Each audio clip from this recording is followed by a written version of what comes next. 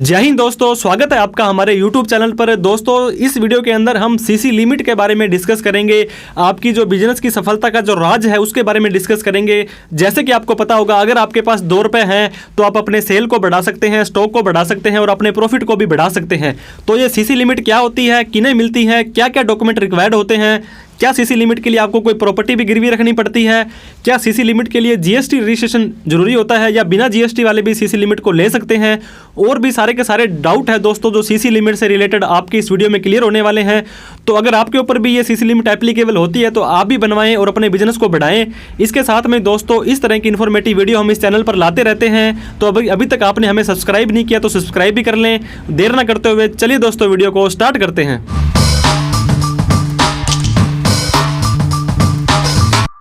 All about CC limit. दोस्तों, CC limit के अंदर आपको एक बैंक लोन प्रोवाइड करता है और वो लोन पैसा जो होता है दोस्तों वही बिजनेस की जान होती है। जैसे कि मैंने बताया, capital is blood of finance. अगर आपके पास पैसा नहीं है, इन्वेस्टमेंट नहीं है, तो आप बिजनेस आगे नहीं बढ़ा पाएंगे। लेकिन एक बार आपके पास पैसा आ जाता है तो पैसा आपको और पैसा कमा करके देता है, पैसा पैसे को वहाँ पे खींचता है। जैसे कि आपको पता होगा, जितने भी बड़े बड़े बिजनेस हैं जो करोड़ों की टर्नओवर करते हैं, उनके लाखों में या करोड़ों में लोन भी चल रहे होते हैं। तो ये वीडियो देखने के बाद में अगर आपके ऊपर सीसी लिमिट के एप्लीकेबिलिटी आती है, अगर आप सीसी लिमिट ले सकते हैं तो आपको सीसी लिमिट लेनी है और अपने व्यापार को बढ़ाना है।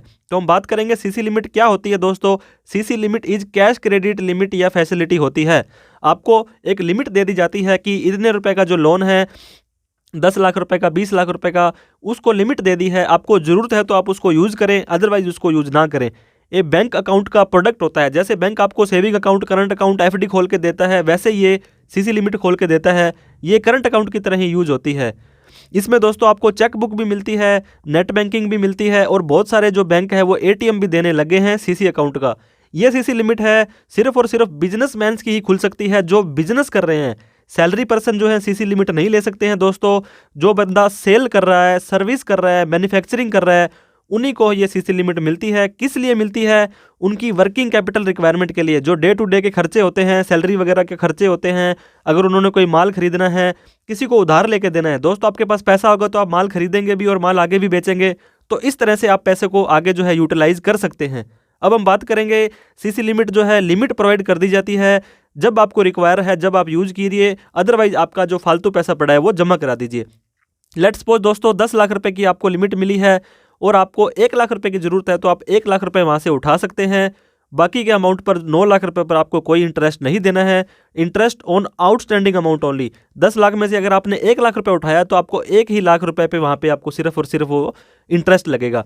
कुछ चार्जेस और भी लग सकते हैं, जैसे प्रोसेसिंग फीस है, सिबिल आपका जो पुरानी हिस्ट्री निकालते हैं, कोई प्रॉपर्टी गिरवी दे रहे हैं, आगे हम सभी डिस्कस करेंगे कब प्रॉपर्टी चाहिए कब नहीं चाहिए, मॉर्गेज जो है, सरसाई है, सर्च रिपोर्ट है, काफ़ी सारे खर्चे आपके लग सकते हैं। लेकिन ये कभी लग भी सकते हैं और कई टाइम ये नहीं भी लगते हैं। कौन सीसी लिमिट ले सकता है दोस्तों? इंडिविजुअल। ऐसा कोई व्यक्ति जो इंडिविजुअल है, उसका पैन कार्ड है, उसकी अलग से फर्म नहीं है, सोल प्रोपराइटर है, प्रोफेशनल्स हैं, प्रोफेशनल्स जैसे मान लो दोस्तों हम सीए, एडवोकेट या जिस तरह के सर्विस देने वाले व्यक्ति हैं, पार्टनरशिप फर्म है, एलएलपी है, लिमिटेड लाइबिलिटी पार्टनरशिप, ट्रस्ट है, private limited, public limited, cooperative society, मतलब कोई भी जो बिजनेस कर रहा है ये लिमिट को ले सकता है। अब हम बात करते हैं सिक्योरिटी। दोस्तों, कोई भी आपको बिना सिक्योरिटी के लोन क्यों देगा, चाहे वो बैंक हो या कोई भी पर्सन हो। तो बैंक क्या है, सिक्योर करना चाहता है उस लोन को कि कल को इन केस लोन रीपेमेंट नहीं कर पाते हैं तो बैंक क्या करेगा, आपकी कुछ ना कुछ सिक्योरिटी रखेगा। जैसे कि स्टॉक होता है, मोस्टली बिजनेस के केस में अगर आप सेल परचेज कर रहे हैं, अगर आप किसी को ज़्यादा उधार माल बेचते हैं तो डेटर्स के अगेंस्ट में दे देंगे। अदरवाइज आपकी कोई प्रॉपर्टी भी वो रख सकते हैं या किसी से गारंटी मांग सकते हैं या और भी किसी तरह की गारंटी, एफडी वगैरह वो मांग सकते हैं।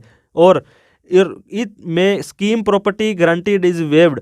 मान लो दोस्तों काफ़ी सारी स्कीम्स के अंदर जो होता है प्रॉपर्टी वो नहीं लेते हैं और गारंटी भी वो कई बार नहीं लेते हैं। वो डिपेंड करता है कि आपकी कौन सी स्कीम के अंदर वो सीसी लिमिट आपको दे रहे हैं।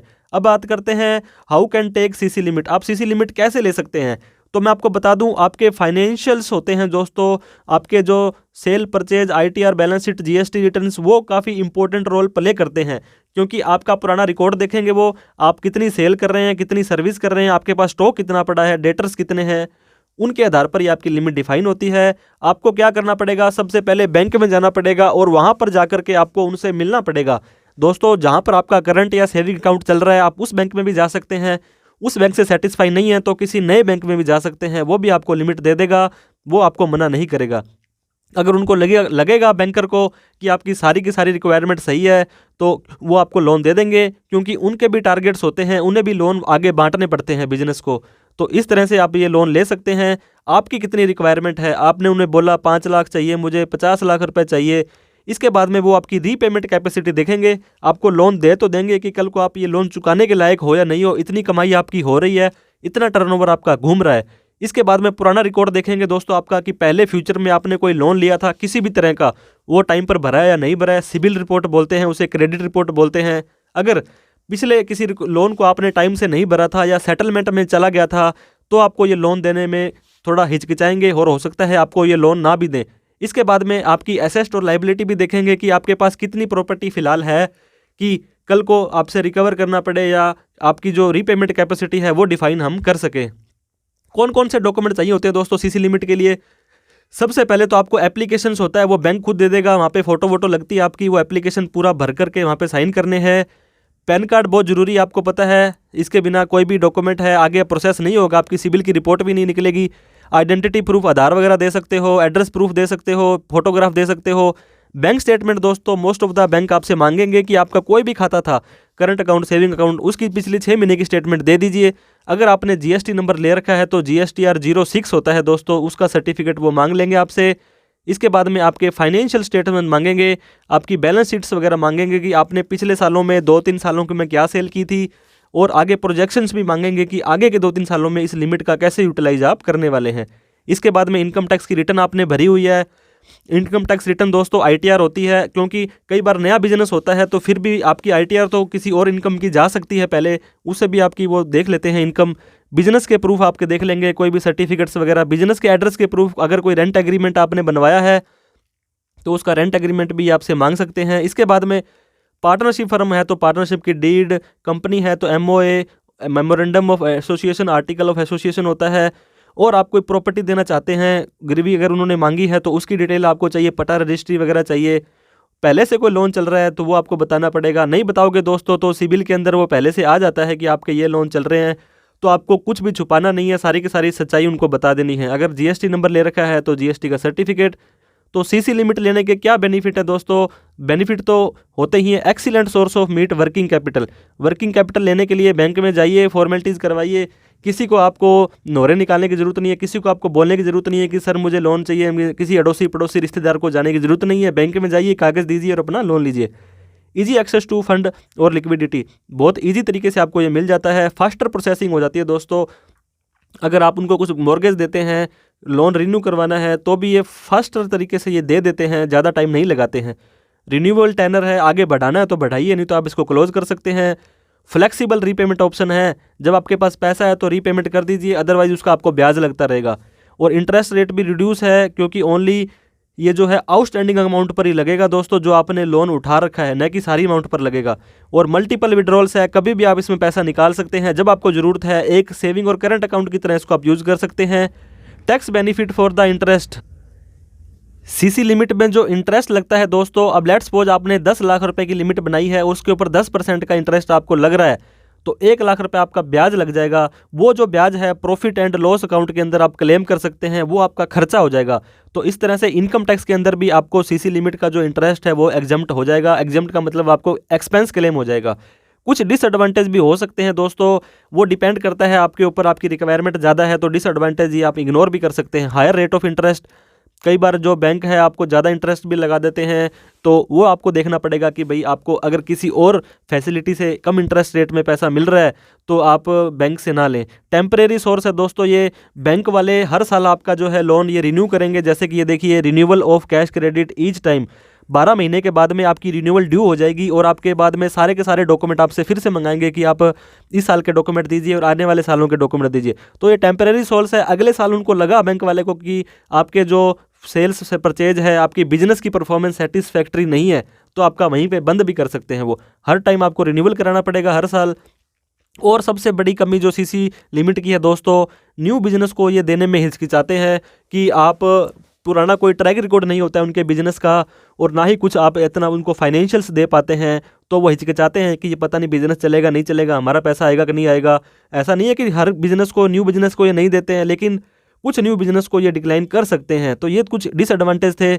इसके बाद में फ्रीक्वेंटली आस्क्ड क्वेश्चन, कुछ और डाउट दोस्तों अगर आपके थे, कौन कौन से डॉक्यूमेंट चाहिए होते हैं सीसी लिमिट के लिए। तो जैसे मैंने आपको बताया था, आपके कि पुरानी फर्म चल रही है तो पिछली आईटीआर और बैलेंस शीट्स आप ले सकते हैं, और आगे वाले सालों का भी डाटा मांगते हैं दोस्तों। अगर आप अभी 2022-23 चल रहा है, अभी ये ख़त्म नहीं हुआ है, तो इस साल का आपसे एस्टिमेशन मांग लेंगे, 23-24 का आपसे प्रोजेक्शन मांग लेंगे कि आगे आप क्या साल काम करोगे, 24-25 का भी आपसे मांग सकते हैं फाइनेंशियल ईयर का। वो इजीली किसी भी सीए या टैक्स प्रोफेशनल से आप बनवा सकते हैं। प्रोजेक्शंस हो गया। सीए में डाटा मांग लेते हैं दोस्तों, काफ़ी सारे रेशियो वगैरह होते हैं, क्रेडिट मॉनिटरिंग एनालिसिस डेटा होता है, तो इसके अंदर भी आपको काफ़ी सारा जो है डेटा उनको पता लग जाता है कि आगे वाले सालों में ये काम करेगा। इसके अंदर मैक्सिमम परमिसेबल बैंक फाइनेंस करके एक दोस्तों यहाँ पे फॉर्मूला निकलता है कि उसमें अगर ये पूरा का पूरा आ जाता है, अगर आपने 10 लाख रुपए की लिमिट मांगी तो मैक्सिमम परमिसेबल में 10 वहाँ पे आना चाहिए कुछ कैलकुलेशन करके, तो वो आपको यहाँ पे देना पड़ता है। आपके बिजनेस की प्रोफाइल देनी पड़ेगी, कोई और भी डॉक्यूमेंट बैंक वाले मांगते हैं तो आपको देने पड़ेंगे। इसके बाद में अगर आप नए हैं दोस्तों, इसके बाद में depend upon banker nature of business CIBIL. CIBIL के अंदर क्या होता है, आपका पुराना ट्रैक रिकॉर्ड होता है वो खुद ही निकाल लेते हैं, आपको अलग से सिबिल कुछ नहीं देना होता है। वो आपका पैन कार्ड, आधार कार्ड लेंगे और सिबिल की वेबसाइट से डाटा उठा लेंगे आपका कि आपने पहले कोई लोन लिया था, टाइम पे भरा है नहीं भरा है। अगर आपने, मैं फिर बता रहा हूँ, पिछले लोनों में कोई गड़बड़ की है, सेटलमेंट किया है, टाइम से नहीं भरा है, तो इस बार आपको लोन देने में बैंक मना कर सकता है। अगर आपका न्यू बिजनेस है, इफ़ न्यू फर्म है, तो पुरानी आईटीआर अगर है तो बट ऑब्वियसली गुड बात है, बैलेंस शीट है तो आप दे सकते हैं, नहीं तो वो सेम का सेम प्रोजेक्शंस, इस साल क्या काम करेंगे, अगले साल क्या काम करेंगे, ये हवा में बातें करनी होती है। वैसे तो प्रोजेक्शंस जो होते हैं दोस्तों कि हम आपका लोन ले लेंगे, उससे इतने रुपए की सेल करेंगे, इतने रुपए का हमारा प्रॉफिट हो जाएगा, ये सब उनको बना के देना होता है। ये टैक्स प्रोफेशनल्स आपको अपने आप बना के दे देंगे। इसके बाद में जीएसटी रजिस्ट्रेशन चाहिए या नहीं चाहिए दोस्तों, बहुत सारे ऐसे छोटे छोटे बिजनेसमैन होते हैं जिनके पास जीएसटी नंबर नहीं होता है और वो सीसी लिमिट बनवाना चाहते हैं, तो आप बिल्कुल बनवा सकते हैं। जैसे कि आपको पता होगा, मोस्ट ऑफ द स्टेट्स में 40 लाख रुपए तक आप सेल कर सकते हैं। तो 40 लाख रुपए से कम सेल है आपकी और छोटा मोटा कोई लोन चाहिए आपको, तो बिना जीएसटी के भी वो दे देंगे, क्योंकि आपकी लिमिट है, सेल कम है, छोटा लोन आप ले सकते हैं बिना जीएसटी के। इसके अलावा आप फर्म बना सकते हैं दोस्तों, एमएसएमई उद्यम रजिस्ट्रेशन होता है, बिजनेस रजिस्ट्रेशन नंबर होता है, फूड लाइसेंस होता है, इंपोर्ट एक्सपोर्ट कोड होता है, बिजनेस एस्टैब्लिशमेंट होता है, शॉप एंड कमर्शियल एस्टैब्लिशमेंट होता है, उसके अंदर भी आप रजिस्ट्रेशन अपना करवा सकते हैं। इसके बाद में कितना लोन आपको देते हैं दोस्तों, ये डिपेंड करेगा आपकी सेल के ऊपर, आपके स्टॉक के ऊपर, आपके डेटर्स के ऊपर। तो मोस्ट ऑफ द बैंकर्स है जो सेल का 20 से 25% आपको लोन दे देते हैं। अब बात करूंगा, अगर मान लो दोस्तों आप जीएसटी में रजिस्टर्ड नहीं है, आपकी 30 लाख रुपए सेल है और इसका अगर 20% भी वो देगा तो 6 लाख रुपए का लोन आपको ईजिली वो बैंक दे देगा। और एक और प्लस पॉइंट आपको बताने वाला हूँ, 10 लाख से जो कम का लोन होता है दोस्तों, उसमें किसी भी तरह की सिक्योरिटी गिरवी वहाँ पे नहीं रखनी पड़ती है, कोई प्रॉपर्टी वो नहीं मांगते हैं। तो इस तरह से आपको सेल का 20 से 25% मिल जाता है और स्टॉक का 80% आपको देते हैं। अगर वो 6 लाख रुपए हुआ, अगर मान लो 10 लाख रुपए का स्टॉक पड़ा है तो 8 लाख रुपए तक दे सकते हैं, लेकिन आपकी सेल 30 लाख के हिसाब से 6 लाख रुपए बन रहा था, तो इन दोनों में से जो कम है वो 6 लाख रुपए की लिमिट आपको वो बना करके दे देंगे। आप उसको यूटिलाइज कीजिए, जितना ज़रूरत है उस पर ब्याज लगेगा, बाकी पर कोई ब्याज नहीं लगेगा। Property should be more than, अगर आपने कोई मॉर्गेज रखा है, अगर बैंक वालों ने मांगा है कि आपकी प्रॉपर्टी हमें गिरवी चाहिए, वैसे तो मैंने आपको बता दिया 10 लाख रुपए तक की प्रॉपर्टी पर कोई गिरवी वो नहीं मांगेंगे। मुद्रा स्कीम गवर्नमेंट ने जो चलाई थी उसके तहत आप कोई लोन दे देते हैं। फिर भी अगर प्रॉपर्टी वगैरह चाहिए होती है तो प्रॉपर्टी की वैल्यू के जिससे ज़्यादा वो आपको लोन नहीं देते हैं। काफ़ी सारे फैक्टर्स अलग भी होते हैं। इसके बाद में ये जो लिमिट है दोस्तों, एक बार आपकी बन गई, जैसे मैं आपको बता रहा था, आपकी 30 लाख रुपए सेल थी और 6 लाख की लिमिट आपकी बन गई, लेकिन बाद में आपने जीएसटी नंबर ले लिया, आपने काम बढ़ा लिया और आपकी 1 करोड़ रुपए टर्नओवर हो गई, तो दोस्तों क्या आप 6 लाख रुपए को बढ़ा करके इस लिमिट को बढ़ा सकते हैं? जैसे मैंने आपको बताया था, हर साल ये लोन है आपका रिन्यू होता है, तो रिन्यू के टाइम आपके डॉक्यूमेंट फिर से देखे जाएंगे। अगर आपके जो सेल्स हैं, आपके जो स्टॉक हैं वो पूरे मैच नहीं कर रहे हैं, फुलफिल नहीं हो रहे हैं, तो आपकी लिमिट घटा दी जाएगी। अगर मैंने बताया आपकी सेल है 30 लाख से 1 करोड़ हो गई है, तो 1 करोड़ का जो 20% है, 20 लाख रुपए तक की लिमिट वो आपको बढ़ा सकते हैं, एनहांस भी कर सकते हैं। मतलब आपकी लिमिट बढ़ भी सकती है अगर आपका डेटा सेल परचेज बढ़ गई है, और अगर आपने प्रोजेक्शंस को फुलफिल नहीं किया तो आपकी ये लिमिट है घटा भी सकते हैं। दोनों ऑप्शन होते हैं हर साल जब रिन्यू होगी उसके टाइम। तो प्रॉपर्टी चाहिए या नहीं चाहिए मैंने आपको बताया। फिर बता दूं दोस्तों, मुद्रा की स्कीम गवर्नमेंट ने चलाई थी। 10 लाख रुपए तक का कोई लोन लेते हो तो किसी भी तरह की कोई प्रॉपर्टी की आपको ज़रूरत नहीं है, क्योंकि प्रॉपर्टी होती है गारंटी दोस्तों। अगर आप कल को लोन नहीं चुका पाओगे तो आपकी प्रॉपर्टी बेच कर हम आपसे पैसा ले लेंगे। लेकिन गवर्नमेंट कहती है हम इस व्यक्ति की गारंटी देते हैं, ये छोटा एमएसएमई है, उद्यमी है, तो ये पैसा नहीं चुकाएगा तो हम चुकाएंगे। इसके लिए छोटा सा कुछ चार्ज भी हल्का फुल्का चार्ज को 1-आधा% भी गवर्नमेंट ले लेती है, लेकिन आपको वहाँ पे प्रॉपर्टी गिरवी रखने की ज़रूरत नहीं पड़ती है। अब हम बात करते हैं रेट ऑफ इंटरेस्ट। क्या ब्याज लगता है दोस्तों सीसी लिमिट के अंदर? मैंने आपको बताया आउटस्टैंडिंग अमाउंट पर ही आपको ब्याज देना है। आपने 10 लाख रुपए की लिमिट ली है, लेकिन पूरे साल में आपने 2 ही लाख रुपए उठाए थे, तो 2 ही लाख रुपए पर ब्याज लगेगा आपको। अगर 2 लाख रुपए भी 1 महीने यूज़ किए और बाद में वापस से जमा करवा दिए तो आपको चार्ज नहीं लगेगा। लेकिन ध्यान रहे दोस्तों, अगर आप एक लिमिट होती है, उस पैसे को अगर आप यूटिलाइज नहीं करेंगे, लिमिट बना के छोड़ देंगे, तो बैंक आपको कमिटमेंट चार्जेस लगा सकता है कि आपने कमिटमेंट किया था इतने रुपए का आप यूज़ करेंगे, लेकिन वो यूज़ नहीं किया तो चार्ज लगा सकता है। अगर ऐसी लिमिट आपकी है तो दोस्तों पैसा उठाइए और उसको बाज़ार में लगाइए। मैं आपको बताना चाहूँगा, बहुत सारे ऐसे बिजनेसमैन हैं जो 7-8%, ये देखिए इसका जो इंटरेस्ट है 7-8% से चालू हो जाता है, और बैंक टू बैंक और आपकी प्रोफाइल पे डिपेंड करता है, ये 10-12% तक भी चला जाता है। अगर आपने 8% के हिसाब से बैंक से जो पैसा ले लिया है, बैंक तो बोलता है कि आपको सेल परचेज के लिए ही इसको यूज़ करना है, लेकिन आप उस पैसे को बाज़ार में भी कहीं पे घुमाते हैं। बहुत सारे लैंडर होते हैं, साहूकार होते हैं, जो बनिए लोग होते हैं, जो आगे पैसा देते हैं, वो 24% तक 2 रुपये सैकड़ा के हिसाब से आगे पैसे दे देते हैं। तो ये देखिए दोस्तों, 24 और आपको कितना फ़र्क पड़ गया यहाँ पे 16% तक का जो ब्याज है आप बिना किसी के घर बैठे कमा सकते हैं। अगर आपने 10 लाख रुपए का लोन लिया और उसको आगे आपने मार्केट में 2 रुपये सैकड़ा के हिसाब से दे भी दिया तो 2,40,000 रुपये आपने कमा लिए, और 80,000 रुपये का ही आपको वहाँ पे ब्याज बैंक को देना है। 1,60,000 रुपये बिना कुछ किए आपने कमा लिए। इस तरह से भी ये बिजनेस लोग कर लेते हैं। रेट ऑफ इंटरेस्ट आपको मैंने बताया, सभी बैंकों के अलग अलग डिपेंड करते हैं। आप कितने रुपए का लोन लेना चाहते हैं, आप सिक्योरिटी दे रहे हैं नहीं दे रहे हैं, आपकी सिबिल क्या है। जितना ज़्यादा सिबिल स्कोर होगा दोस्तों, 750 प्लस होगा, 800 होगा, तो आपको रेट ऑफ इंटरेस्ट में और कंसेशन दे दिया जाता है। आपका सिबिल दोस्तों 650 है, 675 है, 700 है, तो रेट ऑफ इंटरेस्ट थोड़ा सा ज़्यादा लगता है। और मज़े की बात ये, जो ब्याज है आपको आउटस्टैंडिंग अमाउंट पर लगेगा, जितने की लिमिट है उस पर नहीं लगेगा, जो आपने पैसा उठाया है उसके ऊपर लिखेगा। पीरियड ऑफ लोन, कितने साल का आपको ये लोन मिलता है, मैंने आपको बताया था दोस्तों 1 साल के लिए आपका ये लोन वैलिड होता है। उसके बाद में रिन्यू करना पड़ेगा आपको, वो डॉक्यूमेंट मांगेंगे और बाद में वो लोन आपका आगे चलता रहेगा। तो इस तरह से ये लोन काफ़ी लंबा आप चला सकते हैं, और इसको शॉर्ट टर्म लोन नहीं माना जाता है वैसे तो, कि हम 1 साल के अंदर इसको भर देंगे।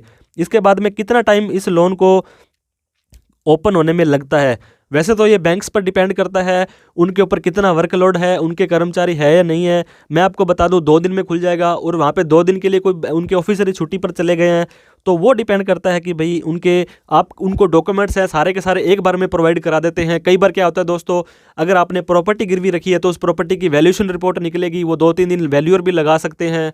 फिर आपने कोई एक आधा डॉक्यूमेंट वहाँ पे नहीं दिया, रोक दिया, तब भी टाइम ज़्यादा लग सकता है। मोस्टली 2-3 दिन में, 1 वीक के अंदर अंदर आपका जो है बैंक अकाउंट ये सीसी लिमिट ओपन हो जाती है। आशा करता हूं दोस्तों सीसी लिमिट से रिलेटेड आपके सारे डाउट क्लियर हो गए होंगे। वीडियो अच्छी लगी हो तो इसको थम्स अप दे दें, लाइक करना ना भूलें। अभी तक आपने हमारा चैनल नहीं सब्सक्राइब किया तो सब्सक्राइब कर लें। इस तरह की इन्फॉर्मेटिव वीडियो हम इस वीडियो पर चैनल पर डालते रहते हैं।